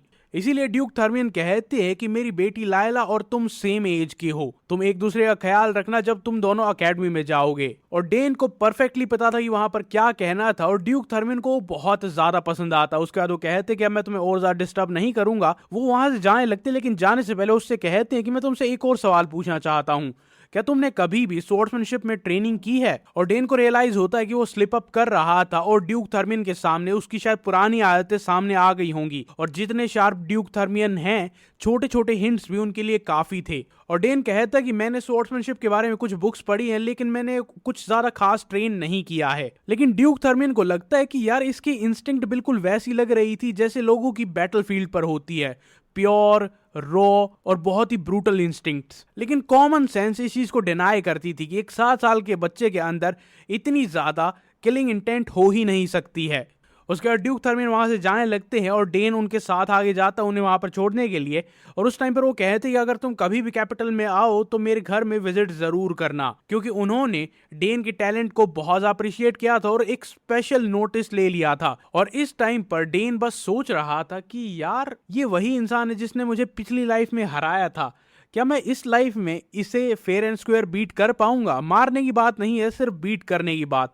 और इससे उसे एक और नया मिशन मिलता है, इससे उसका खून और ज्यादा पंप हो जाता है। और उसे पता था कि अगर वो एक सॉलिड फाउंडेशन बिल्ड करता और उसके बाद स्टेप बाय स्टेप आगे बढ़ता है तो ड्यूक थर्मियन को जरूर हरा पाएगा। अब डेन थोड़ी देर और ट्रेन करता है और ट्रेन करते करते टाइम भूल जाता है, इसीलिए उसका सर्वेंट वहां पर आता है और उसे देखकर वो शॉक हो जाता है। और वो वहां पर बहुत ही स्नीकी तरीके से आता है, मतलब ना उसके आने का पता लगता है ना जाने का पता लगता है। और डेन सोचता है कि इसके अंदर सच में कमाल की असैसिनेशन स्किल्स होंगी। ऑब्वियसली इस सर्वेंट ने उसकी मदर के अंडर ट्रेन जरूर किया होगा। और आज दिन था सेकंड बैंक्वेट का और पहले से ही गेस्ट आने शुरू हो गए थे, प्रिपरेशन शुरू हो गई थी, क्योंकि 30 नोबल फैमिलीज को एक साथ एक छत के नीचे इकट्ठा करना कोई छोटी बात नहीं है। और जहां तक डेन की दोनों बड़ी बहनों की बात थी, वो दोनों पहले ही पोर्टल ओपन करके जा चुकी थी, क्योंकि उनके मिड टर्म्स आ रहे थे और उनके पास कोई चॉइस नहीं थी। अब टाइम आ गया था कि वो थोड़ा सा नहा धोकर ड्रेसअप हो जाए, उसके बाद वो कपड़े पहनते और अपने पेरेंट्स के साथ बैंक्वेट हॉल में जाता है, जहां पर सब लोग उसे विश करते हैं। उसके ऊपर बहुत ज्यादा टेंशन होती है, नोबल्स के साथ ग्रीटिंग करता है। वहां पर उसके जितने भी एटिकेट्स लेसन थे वो सारे के सारे काम आते हैं, क्योंकि उस सब के सामने वो एक प्रेजेंटेशन की तरह दिखाया जाता है। फाइनली वो सांस लेने के लिए सबसे दूर निकलता है और उसके बाद गार्डन में आकर एक लंबी सांस लेता है कि चलो पीछा छूटा। उसके लिए नोबल लाइफ बहुत ज्यादा एग्जॉस्टिंग थी और आज तो उसका बर्थडे था, इसीलिए उसका स्केड्यूल और भी ज्यादा टाइट था। लेकिन फिर भी गार्डन में आकर उसे थोड़ा सुकून मिलता था, क्योंकि गार्डनर ने उनका बहुत ही अच्छा ख्याल रखा था। वहां पर हर तरफ फूल ही फूल थे, उनके ऊपर बटरफ्लाईज थी। और तो जो फूल के पास जाता उसे याद आता कि उसकी बहन ने उसे बताया था कि फूलों में सबसे ज्यादा मैना होता है। नेचर में हर तरफ मैना होता है लेकिन फूलों में सबसे ज्यादा होता है। अब जब उसके पास कुछ फ्री टाइम था तो वो सोचता है क्यों ना मैं इसे आजमा कर देख लूं। वो अपनी आंखें बंद करता है और आसपास जितना भी मैना महसूस होता है उससे फील करने की कोशिश करता है। उसके एनवायरनमेंट में जितना भी मैना होता है उसे फील करना शुरू कर देता है और तब उसे समझ में आता है कि उसकी बहन क्या कह रही थी। और उसके बाद वो सोचने लग जाता है कि यार मैंने स्पीयर में और स्टेल्थ में या असैसिनेशन में थोड़ी बहुत चीजें सीख ली है, लेकिन समनिंग में और मैजिक में मेरा टैलेंट अभी तक कुछ खास निकल कर नहीं आया है। उसने ज्यादा कुछ सीखा नहीं है। और फिर वो सोचता है कि यार मुझे किस फील्ड में जाना चाहिए। बहुत सारे टैलेंट एक साथ होना भी एक हेडेक है। आखिरकार हमारा हीरो सक्सेस से सफर कर रहा था कि यार मैं इतना ज्यादा टैलेंटेड हूं, अपना फ्यूचर किस चीज में बनाऊं, क्या क्या सीखूं, समझ ही नहीं आ रहा था। कुछ देर ऐसे कंसंट्रेट करने के बाद वो आंखें खोलता और उसे यकीन नहीं होता कि वो सारा का सारा मैना महसूस कर पा रहा था। वो मैना इतना ज्यादा था कि अगर कोई उसे महसूस कर पाए, इकट्ठा कर पाए, तो उसकी बॉडी में एक मैना सर्कल फॉर्म हो जाएगा। फूलों में इतना ज्यादा मैना होता है और उसकी बॉडी की हाई मैना एफिनिटी की वजह से वो ये बहुत ही क्लियरली देख और महसूस कर पा रहा था। जो बाकी लोग सिर्फ और सिर्फ हल्का सा महसूस कर पाते हैं वो डेन को क्लियरली दिखाई दे रहा था। इस एक ट्रिक से उसकी मैना सेंसिटिविटी और ज्यादा बढ़ गई थी और मैजिक को लेकर उसकी अंडरस्टैंडिंग बढ़ गई थी और वो बिल्कुल ब्रेक थ्रू पर था। वो समझने ही वाला था कि मैजिक क्या होता है। तभी उसे एक आवाज आती है और दो लाल बालों वाले भाई आपस में बहस करते हुए चलते हुए आ रहे थे। अरे यार हम कहाँ आ गए हैं, और उस प्रिंस के बारे में कंप्लेन कर रहे थे जो कि प्रोडिजी है, जिसके बारे में सब लोग बात करते रहते हैं। और जो उसके गार्डन के बहुत ही खूबसूरत फूल थे जिन्हें गार्डनर ने बहुत ही ख्याल से रखा था, वो उन पर पैर रखते हुए उन्हें कुचलते हुए आगे आ रहे थे। वो दोनों ही नोबल्स थे और वो जैसे ही डेन को देखते और उसके नॉर्मल क्लॉथ्स को देखते हैं वो सोचते कि ये कोई सर्वेंट है और उसे बदतमीजी से चिल्ला कर कहते कि ओए नौकर इधर आ, हमें एग्जिट तक छोड़ कर आ। और उसे ये डिसरिस्पेक्ट बिल्कुल भी अच्छी नहीं लगती है। डेन वहां पर भागते हुए जाता और कहता है कि फूलों से अपने पैर हटाओ, और वो लाल बालों वाला लड़का हटने की बजाय और ज्यादा ऑफेंड हो जाता है। और उसके बाद डेन उन्हें कहता है कि तुम जो रास्ता है उसे यूज क्यों नहीं कर रहे हो, फूलों पर कौन चलता है। और उसके बाद वही क्लासिक मूव आता है। वो अपनी फैमिली नेम लेकर उसे डराने की कोशिश करता है कि मैं तेरे साथ ये कर दूंगा, वो कर दूंगा, मेरी फैमिली का नेम ये है। और जब वो अपनी फैमिली का नाम बताता है तो डेन को कुछ याद आता है। और वैसे भी डेन को कोई फर्क नहीं पड़ता था कि उनका फैमिली नेम क्या है, उसको बस वो दो गुंडे लग रहे थे। और ये बात सुनकर वो और ज्यादा गुस्सा हो जाता है और उसका कॉलर पकड़ लेता है। और ये दोनों ही काउंट टायरन के बेटे थे, जो कि यहाँ पर एक और गेस्ट था। और डेन को याद था कि काउंट टायरन कौन थे। एक बहुत ही पैथेटिक डिफीट के डेन ने अपनी पास्ट लाइफ में उसे कैप्चर कर लिया था। और डेन को यह भी याद है कि वो एक बहुत ही अनोइंग आदमी था। जैसा बाप था वैसा ही बेटा है, ये भी अनोइंग है और उतने ही एंटाइटल्ड हैं। और वो लाल बालों वाला लड़का बार बार वही कह रहा था कि मेरी फैमिली कैपिटल में बहुत ज्यादा फेमस है और तो और मेरी फैमिली तुम्हें बिना किसी ट्रेस के गायब भी कर सकती है, पता भी नहीं चलेगा कि कहां पर गायब हो गए। और डेन को पता चल चुका था कि अगर मैं कुछ भी बोलता हूं वो इसकी मोटी बुद्धि में नहीं घुसेगा।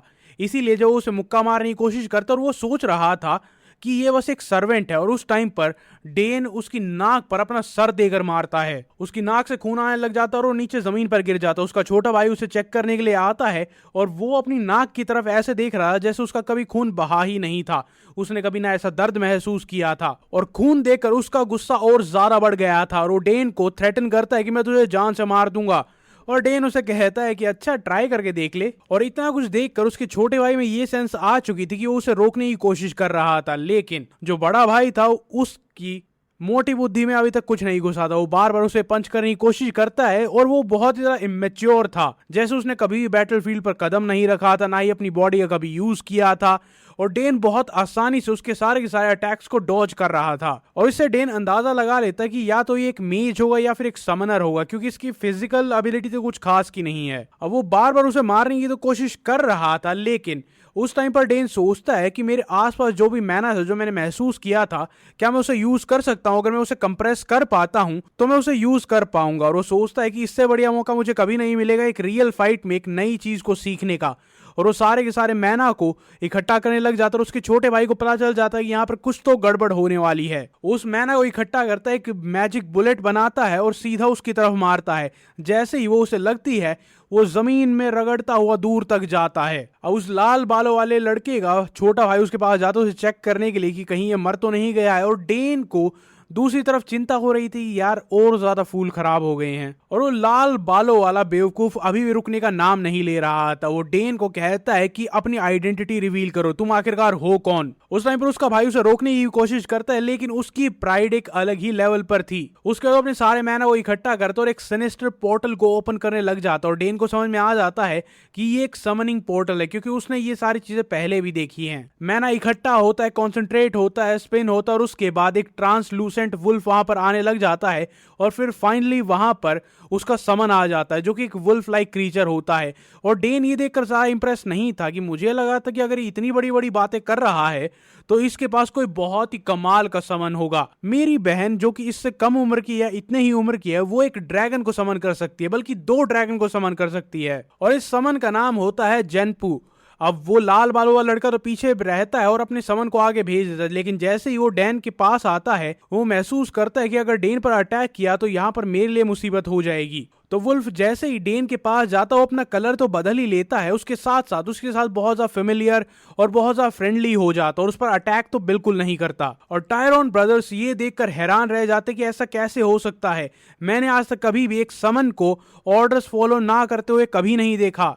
अब वो बिग बैड वुल्फ वहां पर जाकर उसके सामने सबमिसिव बिहेव कर रहा था, जैसे वो उसी का समन हो। अब वो लाल बालों वाले लड़के डायग्रॉन ने कहा कि उसका गला काट दो, उसे चीर दो, लेकिन उसका समन उसकी बात नहीं सुनता है। अब डेन को महसूस होता है कि इस समन से कोई भी इल इंटेंट महसूस नहीं हो रही है, इसीलिए वो भी उसे जेंटली पेट करने लग जाता है। यहाँ तक कि उसे भी नहीं पता था कि ये हुआ कैसे है। वैसे हमेशा ये होता था कि उसकी बहन के जो समन्स होते थे वो भी उससे बहुत ही आराम से प्यार से मिलते थे। पहले उसे लगता था कि ऐसा हो सकता है कि उसके साथ मेरा ब्लड रिलेशन है इसलिए होता होगा, लेकिन यहाँ पर तो कोई ब्लड रिलेशन भी नहीं था, इसीलिए उसके अंदर समनिंग मैजिक के लिए बहुत ज्यादा हाई एफिनिटी थी। या फिर यह हो सकता है कि जेनपू अपने मालिक को बिल्कुल भी पसंद नहीं करता था, इसीलिए जैसे ही उसे एक अच्छा इंसान मिला वो उसकी तरफ हो गया। और उस लाल बालों वाले बेवकूफ लड़के को ये समझ नहीं आता कि ऐसा हो कैसे सकता है। अब डेन हर तरफ से जीत रहा था और वो तब भी उन्हें मॉक कर रहा था, उन्हें ताने दे रहा था। उसका छोटा भाई रोने लग जाता क्योंकि उसे पता चल चुका था कि वो एम्बेरस हो रहे हैं, वो हार रहे हैं, और वो पैंट में मुंह देता है। अब वो रोने लग जाता है और उसका बड़ा भाई कहता है कि एम्बैरेसिंग है, और उस चीज का बहाना लेकर वो वहां से चला जाता है, जैसे उसने पहले ही खुद को इतना ज्यादा एम्बैरेस नहीं किया था। और तो वो जाते वक्त डेन को भी कहता है कि यहीं पर रुकना, और तो और वो इतना पैथेटिक था कि जाते जाते अपने समन को भी साथ नहीं लेकर जाता है। उसके बाद भी डेन वहीं पर रहता है और उसकी बहन ने उसको समन्स के बारे में जो कुछ भी सिखाया था और जो नई नॉलेज उसे मिली थी वो उन सबको यूज करता है, और उन दोनों के बीच में यानी उन लाल बालों वाले लड़के और इस समन के बीच में जो वीक बॉन्ड था उसे तोड़कर उसे अपने मैना सिग्नेचर के साथ जोड़ देता है। और इसी तरीके से अपनी स्ट्रॉन्ग अफिनिटी के साथ उसने बिना किसी चीज को समनिंग सर्कल के यूज किए एक समन को अपने साथ लिंक कर लिया था। अब ये सब कुछ करते वक्त उसे एक और बहुत ही अनोइंग आवाज सुनाई देती है, और वो होता है डिजिक्रॉन टायरॉन, जो कि उन लाल बालों वाले लड़कों का बाप होता है जिसे पास्ट लाइफ में इसने पकड़ा था और वो पैथेटिक लूजर था। वो जाकर अपने बाप को बताते हैं कि हमें किसी ने बुली किया था, और वो गार्डन में और सीधा डेन की तरफ पॉइंट आउट करते हैं। वो कहता है कि इसने बिना मतलब कि मुझ पर अटैक किया था, मेरी नाक तोड़ दी थी, उसने नाक में कुछ लगा रखा था जिससे खून रुक सके, और तो और कहता है कि मेरे समन के साथ इसने मेरा बॉन्ड भी तोड़ दिया है। अब काउंट टायरॉन फैमिली का हेड वहां पर आता, अपने आप को इंट्रोड्यूस करता, और ये दिखने में और ज्यादा मोटा लग रहा था जितना ये पहले था। और वो डेन से जानना चाहता था क्या तुमने मेरे बेटे की नाक तोड़ी है और उसका समन चुराया है। और डेन को ऐसा इंसान नहीं था जो कि किसी चैलेंज से या फिर मुसीबत से बैक डाउन करे, वो अग्री करता है। और फिर वो सोचता कि शायद पीस की वजह से ये कुछ ज्यादा ही अच्छी ट्रीटमेंट ले रहा था, जबकि ये बैटलफील्ड पर बिल्कुल यूजलेस था, तब भी लोगों ने इसका ढंग से ख्याल रखा है। और उसके बाद वो डेन को धमकी देता रहता है कि तुमने मेरे बेटे को हाथ लगाया, मैं इसे जाने नहीं दे सकता, ये बहुत ही सीरियस ऑफेंस है, तुम ऐसे ही बचकर नहीं जा पाओगे, मैं तुम्हारा बहुत कुछ कर दूंगा। वो बहुत कुछ बोलता रहता है, ये करो वो करो। उसके बाद वो कहता है कि अपना नाम बताओ, और वहां पर डेन सॉग्रेस अपने आप को मोस्ट फॉर्मल वे में इंट्रोड्यूस करता है, अपनी फैमिली नेम को बताता है, हम यहाँ के मालिक हैं, नॉर्दर्न फ्रंट के मालिक हैं, और तो और वो अपने फादर का नाम बताता है। वो बताता है कि मैं यंगेस्ट ब्रिलियंट जीनियस हूं जिसके बारे में सब कुछ बात करते हैं, और मेरी ही बर्थडे पार्टी है ये। और ये सुनकर वो दोनों ही शॉक्ड हो गए थे, क्योंकि उन्हें पहले लगा था कि वो एक नॉर्मल सर्वेंट है, लेकिन उसके बाद उस मोटे को याद आता है कि पास्ट लाइफ में एक एग्रिक नाम के सोल्जर ने मुझे कैप्चर कर लिया था। उसके बाद सारे नोबल्स मुझ पर हंसते थे। अब मैं इस इंसिडेंट को यूज करके काउंट सॉग्रेस को फोर्स करूंगा कि वो मुझे माइनिंग राइट्स दे दें और उसके बाद कोई मुझ पर नहीं हंसेगा। उसके बाद वो मोटा कहता है कि तुमने मेरे बेटे को चोट पहुंचाई, उसके साथ उसका सामान चुरा लिया, जो कि एक बहुत ही सीरियस ऑफेंस है, तो मुझे ये बताओ कि तुम इसको कॉम्पनसेट कैसे करोगे। और कहता है कि चलो देखते हैं कि तुम्हारे फादर काउंट सॉग्रेस इस चीज के बारे में क्या सोचते हैं। और डेन कहता है कि क्यों नहीं, लेकिन मेरे फादर के पास रोते हुए जाने से पहले मैं तुम्हें यह बता दूं कि तुम्हारे बेटे को मुझसे माफी मांगनी चाहिए। और वो ऐसे हैरान हो जाते हैं कि ये क्या मतलब है तुम्हारा, ऐसी क्या बात कर दी है तुमने, अपने आप को एक्सप्लेन करो, ऐसा तुम क्यों कह रहे हो। और वहां पर डेन एक्सप्लेन करता है कि हाँ, मैंने तुम्हारे बेटे की नाक तोड़ी थी, मैंने उसे मारा था, लेकिन ये सब कुछ मैंने सिर्फ और सिर्फ सेल्फ डिफेंस के लिए किया था, क्योंकि उसने पहले मुझे थ्रेटन किया था। और तो और जहां तक बात है तुम्हारे समन की, उसने खुद मुझे फॉलो किया था, मैंने उसे नहीं चुराया था। और ये सुनकर उसका बेटा कहता है कि अरे नहीं, ऐसा हो ही नहीं सकता, ये बिल्कुल झूठ बोल रहा है। उसके बाद योमोटा बार बार उसे बोलता रहता है कि नहीं, तुमने ये किया है, तुमने ये किया है। और डेन के लिए बहुत ज्यादा टायरिंग हो रहा था, उसे लग रहा था कि यार इनसे बात करना इतना ज्यादा इरिटेटिंग क्यों है। ये मोटा कहता है कि अगर तुम मेरी बात नहीं मान रहे हो तो तुम्हारे फादर के पास चलते हैं। Speak of the devil and devil appears. उसके फादर वहां पर आ जाते हैं और कहते हैं कि यहाँ पर क्या चल रहा है। और सबसे पहले वो लाल बालों वाला लड़का होता है, वो बहुत कुछ बताता है। और उस टाइम पर डेन बस साइड में खड़ा हुआ था कि यार मेरे फादर इसकी बात क्यों सुन रहे हैं। वेल, वो बहुत ज्यादा भी सरप्राइज नहीं था, क्योंकि उसे पता था कि उसके फादर काउंट सॉग्रेस अपनी फैमिली नेम के बारे में, अपनी रेपुटेशन के बारे में बहुत ज्यादा सोचते हैं। और वो ऐसे इंसान भी नहीं है जो रैंडमली किसी की भी साइड लेने लग जाएं या फिर अपने बेटे को बचाने के लिए किसी को भी झूठा बोल दें। इसीलिए वो उनकी साइड सुन रहे थे। जब वो अपनी बात खत्म करता है, वो लास्ट में ये कहता है कि इसने मेरा सामान चुरा लिया है, इसने मुझे हेडबट किया था, मैं तो बस मेरे भाई के साथ यहाँ पर गुम हो गया था, मैंने इससे पूछा था कि रास्ता कहाँ पर है।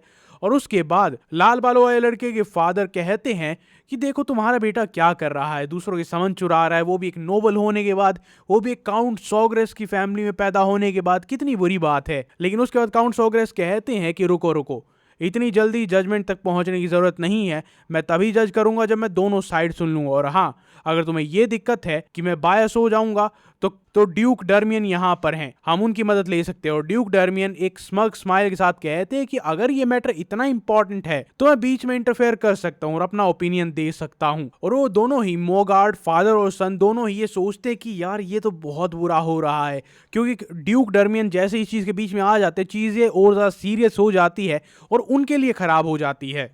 उसके बाद डेन सॉग्रेस कहता है अपने फादर से, क्या मैं बोल सकता हूं, क्या मुझे बोलने की परमिशन? वो कहते हैं कि हाँ बोलो। और वो वहां पर बहुत ही काम होकर उन्हें सारी बातें बताता है कि वो देखिए वहां पर पैरों के निशान है, इन्होंने यहाँ पर आकर केयरफुली केयर्ड फ्लावर बेड को खराब किया था। और जब मैंने इन्हें कहा था कि तुम यहाँ से चले जाओ, तो उसकी वजह से ये बहुत ज्यादा गुस्सा हो गए थे और उसके बाद लड़ाई शुरू हुई थी। और उसके बाद का पार्ट सच है कि हाँ, मैंने इसे मारा था, मैंने इसे हेडबट किया था, लेकिन इसने भी मुझे मारने की कोशिश की थी। अब इतना ब्लेटेंट ट्रुथ सुनकर वो दोनों ही, बाप बेटा, वो लाल बालों वाला, वो दोनों ही गुस्सा हो जाते कि अरे तुम झूठ बोल रहे हो, उसको डिनाई करने की कोशिश करते हैं। लेकिन काउंट सॉग्रेस कहते कि शांत हो जाओ, और डेन को कहते कि तुम कंटिन्यू करो, आगे बताओ। और वो कहता कि जब मोगार्ड के सन ने जेनपू को बुलाया था तो उसे ऑर्डर दिया था कि मुझे जान से मार दिया जाए। वो मुझे डराने के लिए नहीं बुला रहा था, वो मुझे मारने के लिए बुला रहा था। और जहां तक इसके समन जेनपू की बात है, वो खुद मेरे पास आया था, उसका ऑरा चेंज हो गया था क्योंकि उसे मैं पसंद आया था, उसने खुद मुझे फॉलो करने का डिसाइड किया था। और ड्यूक डर्मियन हैरान रह जाते हैं कि एक 7 साल के लड़के की वोकैबुलरी इतनी शार्प कैसे हो सकती है, और तो वो इतना क्लियरली, इतना प्रिसाइजली और इतना शांत होकर सब कुछ बता रहा है, जबकि इस टेंस सिचुएशन में कोई भी 7 साल का बच्चा, चाहे वो लड़का हो लड़की हो, यहाँ तक कि 10 साल का बच्चा भी बहुत ज्यादा डर जाएगा या फिर गुस्सा हो जाएगा, चिढ़ जाएगा, लेकिन ये बिल्कुल शांत है। और डेन दोबारा से कहता है कि मैंने किसी का सामान नहीं चुराया है। और वहां पर मोगार्ड जो होता है वो बहुत ज्यादा गुस्सा हो जाता, जमीन पर पैर पटकता और कहता कि ये सब कुछ झूठ है, क्योंकि ऐसा हो ही नहीं सकता कि एक समन दूसरे इंसान के सामने सबमिट कर दे जो कि खुद एक समनर है भी नहीं। तुम्हारा बेटा एक स्पीयरमैन है और तुम्हारे बेटे ने कोई ना कोई शेडी ट्रिक जरूर यूज की होगी। लेकिन डेन बहुत ही शांत होकर कहता है कि नहीं, ऐसा कुछ नहीं है, मैं नेचुरली बॉर्न हुआ था एक हाई एफिनिटी के साथ, मैं समन्स के साथ बहुत ज्यादा हाई एफिनिटी रखता हूं। और कोई समन अगर अपने मास्टर के साथ बहुत ही क्लोजली लिंक्ड नहीं है तो वो मुझे फॉलो कर सकता है। मोगार्ड ये मानने से मना कर देता है और डेन यही कहता है कि यही सच है। और वहां पर मोगार्ट का चेहरा ऐसा हो जाता है जैसे उसे अभी अभी कॉन्स्टिपेशन हुआ हो। वहां पर यही बहस चल रही थी जब ड्यूक टर्मियन बीच में बोलते हैं कि अगर ऐसी ही बात है तो क्यों ना तुम अपने समन को बुलाओ और प्रूफ कर दो। अब उन दोनों बाप बेटों को लग रहा था कि सिचुएशन उनके फेवर में जा रही है और ड्यूक टर्मियन डेन को कहते हैं कि क्यों ना तुम अपने समन को बुलाओ, अगर वो तुम्हारे साथ लिंक्ड है तो उसे बुला लो और प्रूफ कर दो। लेकिन ड्यूक डर्मियन ऐसी ही सेम बात उन दोनों को भी कहते हैं और वहां पर मोगार्ड अपने बेटे की तरफ देखता है कि तेरी वजह से इस नरक में फंस गया हूं मैं। और उसका बेटा डर से कांप रहा था कि अगर वो अपने समन को यहां नहीं बुला पाया तो क्या होगा। और ऐसा ही होता है, वो लाल बालों वाला लड़का अपने समन को नहीं बुला पाता। उसका बाप उस पर चिल्लाने लग जाता है कि तू नालायक है, तू क्या कर रहा है, तू एक समन नहीं बुला सकता। और वहीं दूसरी तरफ डेन स्माइल कर रहा था, देख रहा था और एंजॉय कर रहा था कि देखा मैंने कहा था ना। और ऐसा इसलिए भी था क्योंकि डेन ने पहले ही उनके लिंक को काट दिया था, तो अब वो उसे समन नहीं कर सकता। और डेन अपने फादर को कहता है कि मैं जेनपू को समन कर सकता हूं, लेकिन उसके लिए मुझे समनिंग साइन की जरूरत पड़ेगी जो कि अभी उस लड़के के पास है। अब मोबार सन वहां पर कहने लग जाता है कि ये इन्फ्यूरिएटिंग है कि तुम मुझसे मेरा समनिंग साइन मांग रहे हो, लेकिन वहां पर काउंट सोग्रेस कहते हैं कि तुम्हारे लॉजिक के हिसाब से अगर इसने उसे चुराया था तो समनिंग साइन के साथ भी डेन उसे समन नहीं कर पाएगा, तो ट्राई करने में कोई हर्ज नहीं है। और अब उनके पास कोई ऑप्शन नहीं रहता, इसीलिए वो समनिंग साइन उसे दे देते हैं। अब समनिंग साइन का होता ये है कि उसके अंदर एक यूनिक मैना सिग्नेचर होता है जो कि समन और समनर के बीच में होता है। अब जब डेन ने पहले ही वो कनेक्शन बना लिया था तो ये समनिंग साइन बस और बस एक टूल था, और जैसे ही वो समन करता है जेनपू वहां पर आ जाता है और अपनी टेल को वैग करने लग जाता है और उसके साथ बहुत ज्यादा फ्रेंडली था, जो देखकर क्लियर था कि डेन ने उसे चुराया नहीं था। काउंट सोग्रेस और ड्यूक टर्मियन दोनों ही ये देखकर हैरान थे कि ये समन भी कर सकता है, और जो उसे यहाँ पर नीचा दिखाने के लिए आए थे वो दोनों भी हैरान थे। और ड्यूक टर्मियन वहां पर सोचते कि तुम्हारा बेटा क्या क्या कर सकता है, वो स्पीयरमैनशिप सीख रहा है, असैसिनेशन सीख रहा है, उसके साथ साथ वो समन भी कर सकता है, क्या उसे स्वॉर्ड्समैनशिप भी आती है। और वहां पर काउंट सोग्रेस कहते कि हाँ वो बहुत कुछ कर सकता है, लेकिन उसमें वो कितना प्रोफिशिएंट है, वो कितना टैलेंटेड है, वो टाइम ही बताएगा। अब जब ये दोनों ही लाल बालों वाले फेल हो चुके थे तो काउंट सोग्रेस उनसे पूछते हैं कि अब तुम्हारा क्या कहना है। अब ये सब कुछ होने के बाद वो दोनों ही ये कहते हैं कि अरे गलतफहमी हो गई होगी, और वहां पर वो लाल बालों वाला लड़का कहता है कि मैंने तो जेनपू को यहाँ पर बस डराने के लिए बुलाया था, शायद कोई गलतफहमी हो गई होगी, डेन को कुछ गलत लग रहा होगा। इससे पहले कि काउंट सोग्रेस और ड्यूक टर्मियन अपना फैसला सुना पाते, पीछे से एक आवाज आती है कि ये सच नहीं बोल रहा है, और ये और कोई नहीं बल्कि लायला थी।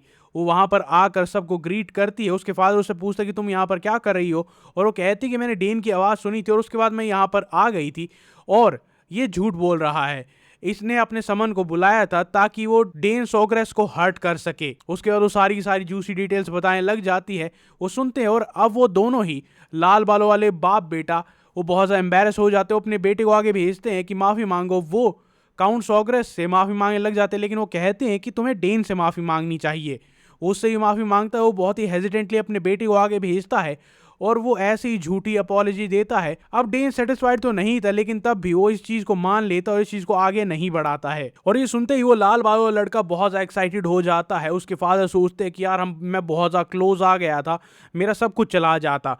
और उसके बाद काउंट सोग्रेस कहते हैं कि अब जब डेन ने तुम्हें माफ़ कर दिया है तो मैं इस मैटर को और ज़्यादा पुश नहीं करना चाहता। जब वो वहाँ से जाने लगते कहते हैं लेकिन तब भी मैं इसे ऐसे ही जाने नहीं दूंगा, तुमने धमकी दी थी कि तुम मेरे बेटे को मार दोगे, इसीलिए तुम्हें अभी के अभी यहाँ से अपने घर वापस जाना होगा। और इससे वो मोटा आदमी और ज्यादा स्ट्रेस में चला जाता है, क्योंकि इस टाइम पर अगर उसे यहाँ से बाहर फेंक दिया गया तो उसकी इज्जत खत्म हो जाएगी। इसीलिए वो बहुत ज्यादा डेस्परेट हो जाता है कि वो इस कैसल में रहे ताकि वो अपनी इज्जत बचा सके। वो काउंट सोग्रेस का हाथ पकड़ने की कोशिश करता है, कहता है कि मैं कुछ भी करूंगा, मुझे बस यहाँ से बाहर मत फेंको। लेकिन काउंट सोग्रेस बहुत गुस्से में थे और कहते कि सोल्जर्स तुम्हारे रूम में आएंगे तुम्हें बाहर तक एस्कॉर्ट करने के लिए, और उसके बाद वहां से चले जाते हैं। उसके बाद ड्यूक टर्मियन भी लायला को बुलाते हैं कि यहाँ से जाने का टाइम आ चुका। और उस टाइम पर वहां पर डेन पीछे मुड़कर देखता है और वो सोचता है कि इन्होंने ये सारा का सारा मैच शुरू किया था और अब यही फेयर चीज है कि इन्हें कॉन्सिक्वेंस झेलने का मौका मिल रहा है। कम से कम ये अपनी गलती सुधार पाएंगे अगर ये चाहे तो। ड्यूक टर्मियन उससे पूछते हैं क्या तुमने सच में उस लड़के को मैना बुलेट से हराया था। वहां पर डेन कहता है कि हाँ, क्योंकि उसके लिए कोई बड़ी बात नहीं थी। और वहीं पर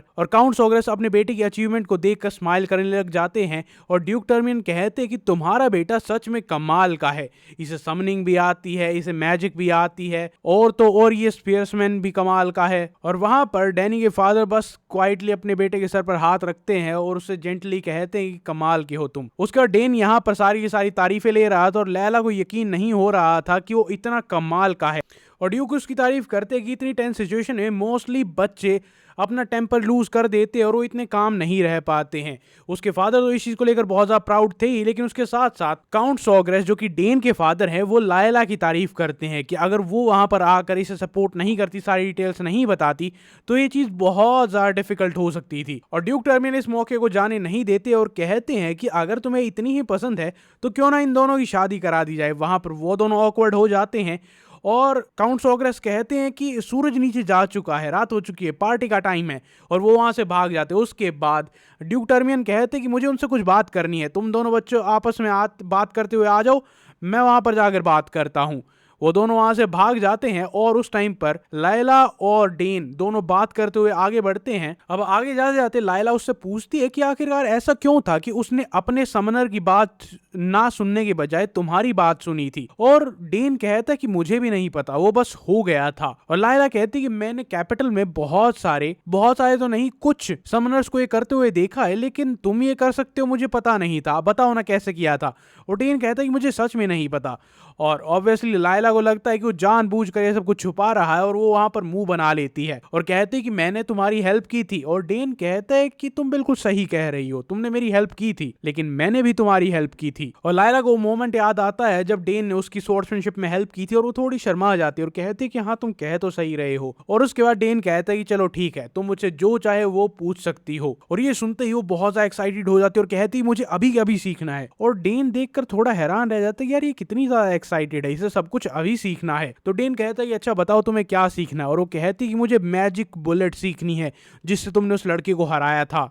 और डेन उससे पूछता है कि तुम्हें इतनी जल्दी क्या है। और वो कहती है कि मुझे जल्दी से जल्दी और भी जल्दी स्ट्रांग बनना है, मुझे एकेडमी में जाने से पहले कम से कम 2 मैना सर्कल बनाने हैं। और डेन उससे पूछता है कि तुम अभी बहुत ज्यादा यंग हो, तो तुम्हें इतना स्ट्रांग क्यों बनना है। और वो कहती है कि अगर मैं स्ट्रांग बन जाऊंगी तो मेरी मदर प्राउड फील करेंगी, वो मुझे बहुत ज्यादा प्यार करती है, और अगर मैं स्ट्रांग बन जाऊंगी तो पक्का मुझ पर प्राउड होंगी। और उसके बाद डेन को याद आता है कि इसकी मदर थोड़ी सी बीमार है, जहां तक मैंने सुना था। और उसके बाद वो उसे अग्री कर देता है कि ठीक है मैं तुम्हें सिखाऊंगा। और वो बहुत ज्यादा खुश होती है कि हम कल सुबह से ही स्टार्ट करेंगे, अगर मेरा बस चले तो मैं अभी से स्टार्ट कर दूं, क्योंकि मुझे पता नहीं है कि मैं कब तक यहाँ पर रहूंगी। और डेन सोचता है कि यार मैना बुलेट को सीखना कोई बहुत बड़ा टास्क नहीं है, तो ऐसा हो सकता है कि ये जल्दी सीख जाए अगर इसे पता है कि फ्लो ऑफ मैजिक क्या होता है। और वो कहती है ठीक है, बदले में तुम्हें क्या चाहिए। और डेन वहां पर बहुत ज्यादा चुप रहता है क्योंकि उसे पता था कि मैजिक बुलेट को सिखाना कोई आसान बात नहीं होगी, इसीलिए वो कुछ नहीं बोलता। उसके बाद हमें बैंक्वेट हॉल दिखाया जाता है जहां पर सारे के सारे गेस्ट्स थे, वहां पर पार्टी चल रही थी और वहां पर वही बात चल रही थी, काउंट टायरॉन को यहां से बाहर फेंक दिया गया और सब जानना चाहते थे कि आखिरकार उसने ऐसा क्या किया था कि उसे बाहर फेंक दिया गया। कुछ लोग आपस में बात कर रहे थे कि उसके सबसे बड़े बेटे ने यहाँ पर काउंट सॉग्रेस के सबसे छोटे बेटे से पंगा लिया था और वो पिट कर वापस जा रहे थे। कुछ लोग मजाक उड़ा रहे थे कि वो मोटा इतनी दूर यहाँ पर आया था, वो भी बस और बस वापस जाने के लिए। उसके बाद वहां पर कुछ लोग बात कर रहे थे कि हमने सुना है कि यंग मास्टर एक बहुत ही कमाल के समनर है, तो ऐसा हो सकता है कि अब हाउस सॉग्रेस एक समनर्स हाउस बनेगा। लेकिन दूसरा इंसान कहता है कि अरे नहीं, वो स्पीयर्समैन भी कमाल का है, वो मैजिक भी सीख रहा है, वो समनिंग भी जानता है, वो असैसिनेशन भी सीख रहा है। और उसके बाद एक नीली मूंछों वाला आदमी उससे पूछता है कि तुम्हें ओपन टेरिटरी के बारे में कुछ भी पता है, मैं काउंट ओपस हूँ। और डेन वहां पर बहुत ही पोलाइटली और बहुत ही काम पेशेंस के साथ उसे बताता है कि आपका एरिया बहुत ही फेमस है सैफायर्स के लिए। और वो ये सुनकर बहुत ज्यादा प्राउडली हंसने लग जाता है कि तुमने बिल्कुल सही कहा, हमारा एरिया इसी चीज के लिए फेमस है। उसके बाद वो अपनी बेटी को आगे कर देते हैं और कहते हैं कि मैं ऑलमोस्ट इसे इंट्रोड्यूस करना भूल ही गया था। उसके बाद वो लड़की आती है, वहां पर अपने आप को इंट्रोड्यूस करती है और डेन अचानक से बहुत ज्यादा ऑकवर्ड हो जाता है और वो ऑकवर्डली अपने आप को इंट्रोड्यूस करता है। पता नहीं कि डेन इतना क्यों फ्लस्टर्ड था, अभी हमें पता चलता है, क्योंकि वो अचानक से बिल्कुल उसके पास आती है और उसका हाथ पकड़ लेती है और उसके पास आकर कहती कि मैंने सुना है कि काउंट सॉग्रेस के अगले वारिस तुम ही बनोगे। और वहां पर डेन बहुत ही नॉर्मल सा रिप्लाई करते कि अरे नहीं मुझे नहीं पता, मैं तो अभी बहुत ज़्यादा छोटा हूँ। लेकिन वो कहती कि नहीं, आज से मैं तुम्हारे साथ ही रहूंगी, मैं तुम्हारी क्वीन बनूंगी और तुम इस काउंट सॉग्रेस हाउस के तुम मालिक बनोगे। और ये सुनकर डेन बहुत ज्यादा ऑकवर्ड हो जाता है। और जब सिल्विया उसका हाथ पकड़ रही थी तभी वहां पर लैला आ जाती है और वो ये देखकर बहुत ज्यादा गुस्सा हो जाती है और सिल्विया भी थोड़ी सी अजीब बिहेव करने लग जाती है। जैसे ही उसे कंपटीशन दिखता है कि यहाँ पर एक और लड़की हो सकती है, वो अपने आप को इंट्रोड्यूस करती है, एक दूसरे से मिलती है और वो दोनों एक दूसरे को ऐसे घूर रही थी जैसे वो एक दूसरे को जान से मारने वाली है। और ये देखकर उसे अपनी बहनों की याद आती है, मतलब ये किसी ना किसी चीज के लिए कम्पीट कर रही हैं। और डेन बेवकूफ तो था नहीं, उसे पता था ये दोनों मेरे लिए कम्पीट कर रही हैं। अब इसके बाद लायला कहती कि मैं डेन को बोरो कर रही हूँ क्योंकि हमारे पहले से ही प्लान है। और उसके बाद डेन को घूर कर देखती है। डेन को कोई आइडिया नहीं था कि यहाँ पर क्या चल रहा है, लेकिन तब भी वो हाँ कह देता है और वो कहती कि हम बाद में मिलेंगे। और सिल्विया भी बहुत ही पोलाइटली कहती है कि हाँ हम जरूर मिलेंगे। उसे अच्छा तो बिल्कुल नहीं लग रहा था कि एक लड़की आई और उसका पोटेंशियल हस्बैंड छीन कर ले गई। और लायला अभी भी शांत नहीं हुई थी, वो गुस्से से लाल हो रखी थी क्योंकि उसे लग रहा था कि ये लड़की, इसकी इतनी हिम्मत कि ये डेन को मुझसे दूर ले जाने आई है। उसके बाद वो दोनों बाहर जाते हैं, जहां पर लायला उससे पूछती है क्या बाय चांस ऐसा हो सकता है कि तुम सिल्विया से एंगेज्ड हो जाओ। और डेन उसे कहता है कि वो सिर्फ बात कर रही थी, मेरा अभी ऐसा कोई इरादा नहीं है और हम बच्चे हैं। और इससे लैला का मूड थोड़ा बहुत शिफ्ट होता है और वो और ज्यादा खुश हो जाती है। उसके बाद वो घूम रहे होते हैं और डेन बताता है ये मेरी सीक्रेट प्लेस है, यहाँ पर किसी को नहीं पता कि क्या है क्या होता है। और लैला ये सुनकर बहुत ज्यादा खुश हो जाती है, वो एक हैप्पी डांस करती है और कहती है कि हम यहाँ पर कुछ भी करेंगे तो किसी को पता नहीं चलेगा। और डेन कहता है कि हाँ ये बहुत ही अच्छी जगह है प्रैक्टिस करने की। उसके बाद वो उससे पूछता है क्या तुम्हें पता है कि मैना फ्लो कैसा होता है। और वो कहती है कि नहीं। और डेन सोचता है कि यार ये एक नोबल हाउस से आती तो इसे ये सब कुछ सिखाया क्यों नहीं है। और फिर वो सोचता है कि मैंने मैना को फील करना तब सीखा था जब मैं बैटल फील्ड पर था, जो कि बहुत ही नेचुरली हुआ था, मुझे किसी ने सिखाया नहीं था। और डेन उसे कहता है कि सबसे पहला स्टेप होता है इमेजिनेशन का।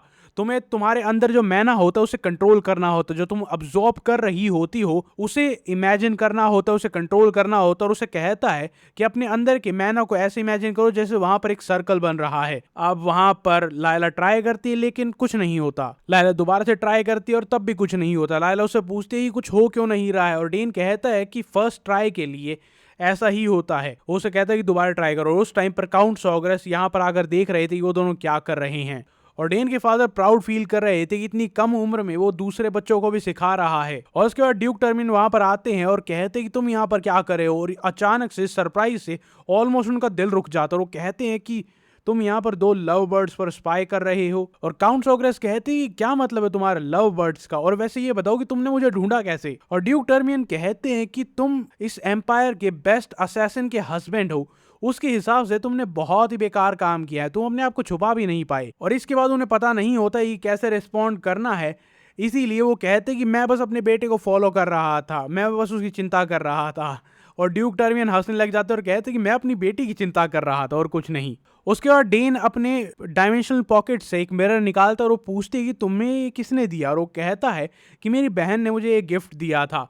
और वो कहती कि तुम्हारी बहन तुम्हें इतना प्यार करती है कि वो तुम्हें गिफ्ट देती है। मेरे बड़े भाई तो जब से अकेडमी गए हैं मुझसे ध्यान से बात ही नहीं करते। और उस टाइम पर ड्यूक टर्मियन बताते हैं कि लायला इतनी ओपन अप हो रही है ये बहुत बड़ी बात है, क्योंकि जनरली वो इतनी ओपन अप नहीं होती है। और काउंट सॉग्रेस कहते हैं कि उसकी उम्र के लिए काफ़ी अबनॉर्मल है, इस उम्र के बच्चे हमेशा बहुत ज़्यादा ओपन अप होते हैं और सबसे बात करते हैं। वो पूछते हैं कि ऐसा क्यों है। और वो बताते हैं कि वो अपनी मदर के बहुत ज़्यादा क्लोज थे और जब से वो बीमार हुई हैं तो मेरे पास टाइम नहीं होता कि मैं उससे बात कर पाऊँ, और उसकी मदर उससे बात कर नहीं पाती। और तो और उसके भाई अकेडमी चले गए हैं तो उसके पास बात करने के लिए कोई नहीं होता है।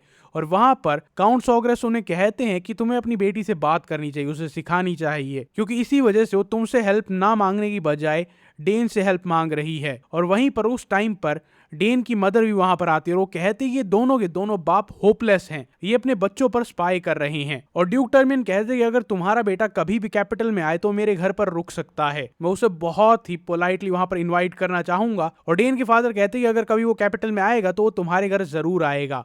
उसके बाद वो दोनों वहां से चले जाते हैं, मतलब लायला और डेन चले जाते हैं। वहां पर लायला कहती है कि मुझे लगता था मैं टैलेंटेड हूँ लेकिन तुम्हारे सामने मैं भी कमजोर लगती हूँ। और डेन आसपास देखता है कि वो दोनों गए या फिर नहीं गए, क्योंकि डेन ने पहले ही नोटिस कर लिया था कि वो दोनों आसपास घूम रहे हैं। उसके बाद डेन उससे कहता है ये तो बस शुरुआत है, आई एम श्योर कि तुम बहुत ज्यादा पावरफुल बन जाओगी। उसके बाद लायला उससे पूछती है क्या तुम अकेडमी जाने वाले हो। और डेन कहता है कि मैं श्योर नहीं हूँ, मुझे नहीं लगता कि मुझे वहां पर जाने की जरूरत है, मैं उनके बिना भी यहाँ पर सब कुछ सीख सकता हूँ। लेकिन लायला कहती है कि ये बहुत ही शॉर्ट साइटेडनेस है, वहां पर सिर्फ लोग सीखने के लिए नहीं जाते, सिर्फ ट्रेन करने के लिए नहीं जाते, वहां पर जाकर तुम्हें कनेक्शंस मिलते, तुम्हें पता चलता है कि पूरा एम्पायर कैसे काम करता है। अगर तुम्हें अपनी टेरिटरी पर रूल करना है तो तुम्हें पता होना चाहिए कि पॉलिटिक्स कैसे काम करती है, तुम्हारे एलाइज कौन है, तुम्हारे दोस्त कौन है, तुम्हारे दुश्मन कौन है।